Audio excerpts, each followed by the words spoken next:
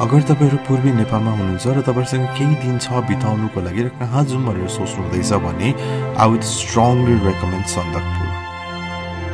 सन्दकपुर दुई तरिकाले जान सकिन्छ, या त तपाईहरु सिलगढी हुँदै इन्डियाको बाटो जान सक्नुहुन्छ भने नेपालमा पिर्तामोड चारली हुँदै पनि सन्दकपुर जान सक्नुहुन्छ। Sandakphu is a place where you can go in any season. Summer भयो, winter भयो, spring या fall, any season मा तपाईहरु सन्दकपुर जान सक्नुहुन्छ। And it has its own beauty in different season. त्यहाँको लेक्सहरु, त्यहाँको waterfall, त्यहाँको scenic beauty is something worth capturing in your memories. So, I would definitely recommend you to go to Sandakphu. अनि सन्दकपुर नेपालबाट जानु हुँदैछ भने चाहिँ जिना होटलमा रोकिएर त्यहाँको किवी वाइन ट्राई गर्नु चाहिँ डेफिनेटली नबिर्सनु होला।